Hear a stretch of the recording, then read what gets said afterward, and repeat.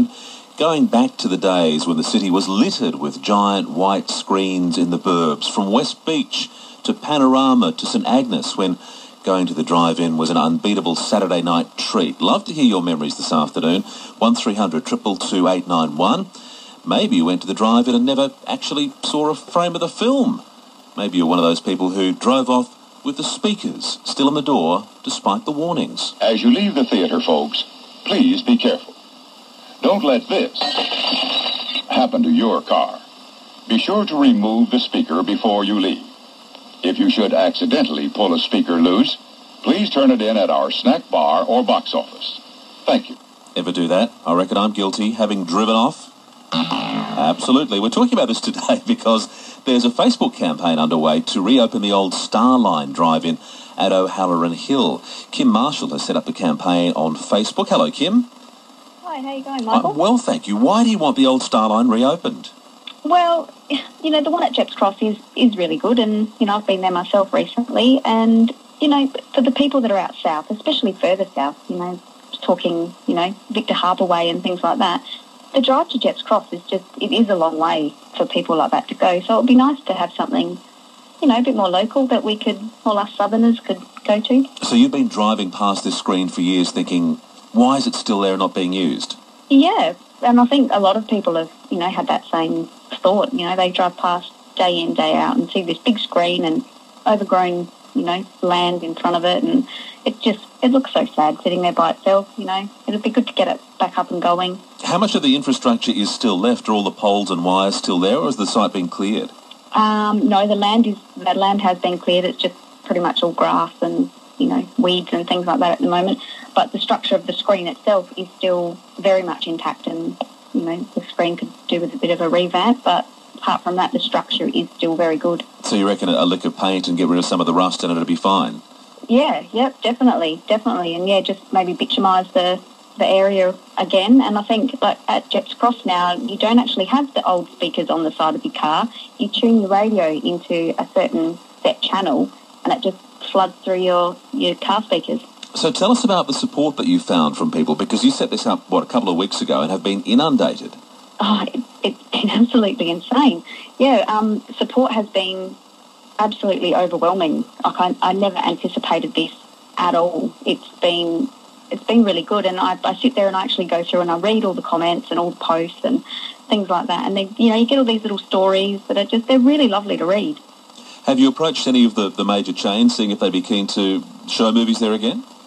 I have approached Wallace so far, but they have, basically said that they're not really interested in renewing a licence there to show films. But, you know, there's always other avenues of, you know, Greater Union, Hoyt, you know, all those kind of places that may like to get involved. But I have had a lot of support from council people and things like that in, you know, the possibility of reopening. And this is the first time you've done a Facebook campaign like this? It is, yeah. And, you know, in the beginning I thought that, you know, at the most I'd maybe get, you know, 200 or 300 people, and then all of a sudden it was a bit more than that. Good on you, Kim. Thank you for joining us this afternoon. Kim Marshall, who set up this Facebook campaign trying to have the old O'Halloran Hill drive-in reopened. 4:15 now on Drive. What do you think of her plan? Would you go if it was reopened, or should drive-ins just be a thing of the past? 1300 222 891, or you can send us a text, 0467 922 891. Mark says, I never ripped the speakers off the door, but my friends and I as teens used to sneak in under the fence with beach chairs and hook up speakers to watch them for free. And another tweet here says, I never drove off with the speakers, but often drove in with non-paying customers in the boot who were let out behind the canteen.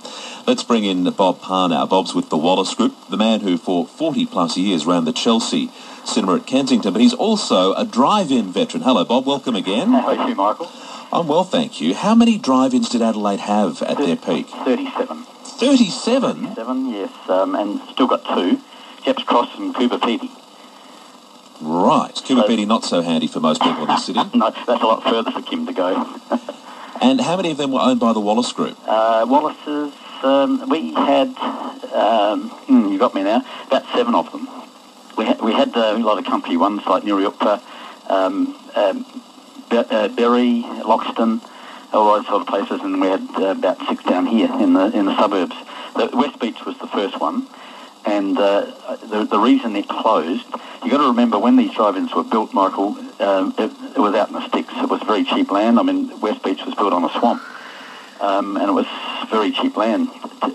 When we closed it, the land tax was so high, it was more than the theatre was taking each week. Goodness me. And Jepp's Cross is the same. It's if it wasn't for the market on Sunday, Jepp's Cross wouldn't be there either. And I guess even the old one at Panorama, which I think was called Springbank back in the day. The Highline. That's where I started when I was 12, Michael. I started my career. I mean, that's very much in the middle of the suburbs now, but that would have been the fringe back in the 50s. Well, it was a dirt track going up there, when I was a kid. What are your memories of us being a 12-year-old out there, Bob? Well, I didn't know what was going on in some of the cars, Michael. I was very pure. But it was great fun. I mean, I was 12 years old when I started as a tray boy, delivering hot dogs and things like that to cars.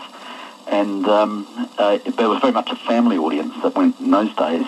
And then when the R rating came in, it changed to a totally different, we used to call them the Great Unwashed. But now it's family again. Jepp's Cross does very well in the school holidays because it's a very cheap way for families to go out. You know, $22. So you can't sneak around in the boot anymore because we charge $22 a carload. Much smarter. So there, yeah. Can you explain to me why the guys on the gate always used to wear these white coats like they were lab technicians? So you could see them in the dark, so you didn't knock them over. Do they wear fluoro now? No. No, they don't. But with Halloran Hill, I was there on the opening night in 1966. They were showing James Bond and Thunderball as open with. And when it closed, one of the big problems with that drive-in was the fog. Often the show had to be abandoned because the fog was so thick the beam from the projector couldn't reach the screen. Goodness me, it's not that high at Halloran Hill, but no, but it does happen. We used to have some of that problem at the Highline as well. Huey Wallace back then had coke fires between the beam of the projection room to the screen to dispel the fog. I can even remember another story at Woodville North Drive-In. That's down a lot lower land. But one night they had fog there, were very rare, and the manager got on the microphone and asked everybody to start their engines, and the heat from the engines lifted the fog. Wow. But to bring Halloran Hill back to a going drive-in, it would be $1 million to bitumise it, because the bitumen's all had it. The projection would, now it's digital, would be $600,000. The screen, we've already looked at the screen, $200,000 to fix it. So, it's not going to happen, unfortunately. Also, it was the face zone, and when it wasn't used for 3 months, the licence to use it as a cinema expired. Now, we know what politicians are. They'll change anything if there's enough pressure, a law. And I don't see why a drive-in would affect the Hills Face Zone anyway, because, it's to see, or the only thing you see is the screen, which is still there. But we reckon it'll be $2.5 million to get it going. Wow. And it's just not going to happen, Unless there's a benefactor out there that wants to, save it. If you'd like to join us this afternoon, 1300 222 891. We're talking about Adelaide's drive-in history and potentially its future if something like the O'Halloran Hill drive-in were to reopen. Bob, please stay with us. Carl Harris is a senior campaign manager with the independent grassroots community advocacy organisation Get Up, which is used to getting campaigns off the ground. Hello, Carl. Welcome to you. Hi. We're keen to find out how successful generally these sort of Facebook campaigns can be. Kim was telling us she's had a huge response in the last couple of weeks. Is Facebook a good vehicle for doing something like this?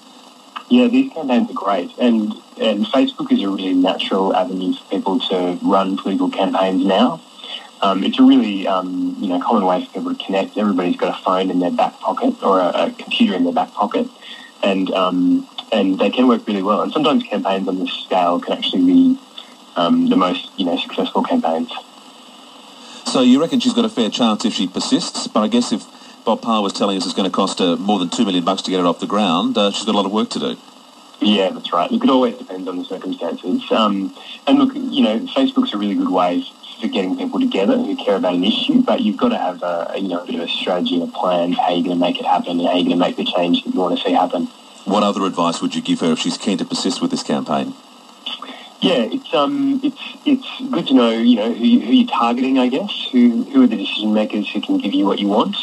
In this case, it sounds like Kim's doing a fantastic job engaging the council and business owners who might be able to take on the site, and you know, using the power of your membership, giving those 8,000 people who've liked the campaign on Facebook and who want to see the drive-in open, you know, something to do that can really have an impact on making it happen. How many likes do you think you need on a platform like Facebook for a campaign like this to be seriously taken? Yeah, look, I think 8,000 is good in a short space of time about this type of an issue. I mean, there's no real fixed sort of number. Some really big campaigns require more. You know, it depends on who you're trying to convince and what you're trying to make happen. Carl Harris, thank you for joining us. No worries. Carl's a senior campaigner with GetUp, getting lots of nice texts on this one. Christine says, for 6 months of the year, the Port Elliot drive-in only ever showed the one movie called Closed for Winter. Thank you, Christine. Brenton says, great memories. At the Barossa drive-in at Tanunda, we used to bring in an 18-gallon keg of beer in the boot. Then we'd all put in $5 each to pay for it. And Andrew said, yes, all of that, Port Elliot, around 1970, keg in the ute, people in the boot, swapping cars, ciggies, all for $2 to get in. Bob Parr, you must have come across some people trying to stick all sorts of stuff into the drive-in. Absolutely. Back in those days, we did it, but I mean, that's why we changed from per person charge to a car. That stopped us having... You could always tell, you know, if somebody was in the boot because the car was lower than it should be. The car officer would recognise that and then say, could you let us check the boot, please? And there's always somebody in there. And how many people would actually face the car away from the screen? Look, quite a few. You mentioned the problems that you had with fog at O'Halloran Hill and some of the others. Yeah. In terms of the technology that's available now, could you, for instance, put on a 3D film at a drive-in if you wanted to? No. 3D requires a lot more light on the screen, and in a drive-in, I mean, the light, we've just gone digital at Jepps Cross, and the light on the screen now is better than it's ever been since the place has been open. But if you did 3D, there's so much other stray light, sometimes on a full moon night, or street lights that are straying around the place these days, you could just never do it. Bob Parr, it's time for us to take the speakers off the door and move on. Thanks very much for joining us. You're welcome. Bob Parr, who's the Program Director with Wallace Sinners. Before that, Carl Harris from GetUp, and Kim Marshall, who started this campaign on Facebook to save the old O'Halloran Hill drive-in and have it reopened. 4:23. Shortly, from the past to very much the future, what is 5G technology and how long